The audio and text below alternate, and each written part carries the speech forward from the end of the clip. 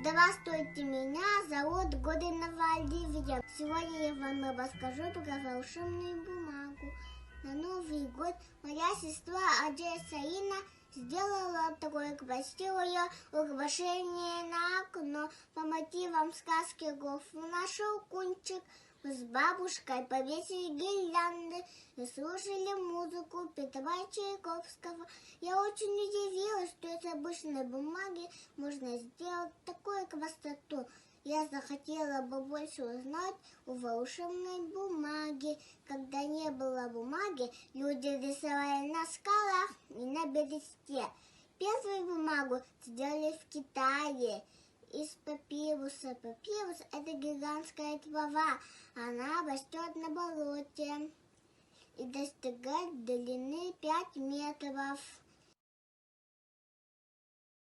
Взяла 2 тарелочки, наполнила их водой. В одну положила кусочек бумаги, а в другую кусочек сарафана. Через несколько дней бумага стала распадаться и превратилась в жижу. А целлофан сохранил свою форму. Это значит, что бумага разлагается, а целлофан нет. Мы плохо влияем на природу. Это экологический опыт. Мой второй опыт называется «Загадка бумажного листа». Я взяла 3 разных бумаги по толщине и размеру. Картон мне удалось сложить только 3 раза. А бумага для письма мне удалось сложить 5 раз. А салфетку мне удалось сложить аж 7 раз.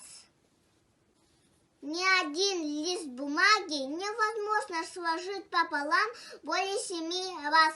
Это значит, что при каждом складывании листа бумаги его толщина удваивается. Вы можете сами попробовать. Мой третий опыт называется мост. Взяла 2 стакана и 2 разных картона. И машинку. Сверху ложим обычный картон. Выдержит ли мост машинку или нет, мы это сейчас проверим.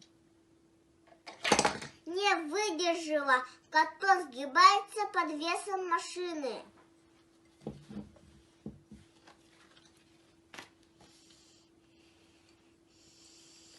Теперь берем гофрированный картон. Выдержит ли мост машинку или нет? Мы это сейчас проверим. Выдержала.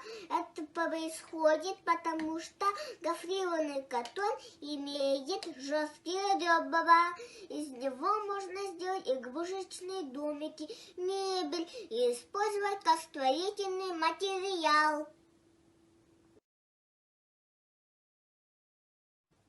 Я узнала разные виды бумаги. Крафт бумага, оберточная бумага, обычный картон, самоклеющая бумага, бархатная бумага, цветная бумага, копировальная бумага, бумага для письма,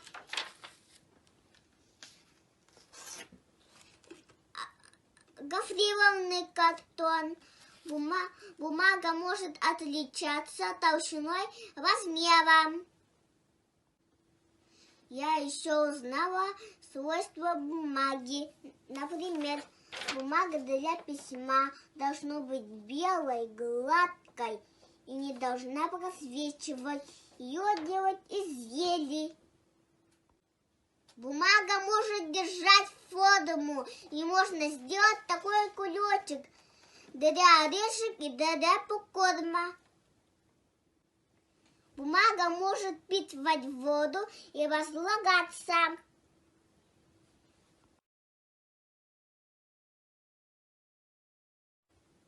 В Вот моя бумажная коллекция. Они все сделаны из разных видов бумаги. Это музыкальные инструменты. Вот бабабан. Он сделан из картона и крафт бумаги. Вот и насекомые. Это муха-сахатуха и комарик. Они все сделаны из размягченной ячейки по технике папье-маше. Вот и божья коровка. Он сделан из размягченной бумаги. Вот и домик, вот и компьютер, вот и телефон. Они все сделаны из гофрированного картона. Я и дальше буду изучать разные виды свойства бумаги и делать опыты и подделки, чтобы пополнять свою коллекцию. Спасибо за внимание. На чем рисовали люди, когда не было бумаги? Когда не было бумаги, люди рисовали на скалах и на бересте. Где сделали первую бумагу? Первую бумагу сделали в Китае. Из чего делали первую бумагу? Первую бумагу сделали с папируса. А папирус это дерево или цветок? Нет, папирус – это гигантская трава. А где растет папирус? Папирус растет на болоте и достигает длины 5 метров. Какие виды бумаги ты знаешь? Цветная бумага, бархатная бумага, самоклеющая бумага, оберточная бумага, копировальная бумага. Какие свойства бумаги ты знаешь? Бумага может держать форму и впитывать воду и разлагаться.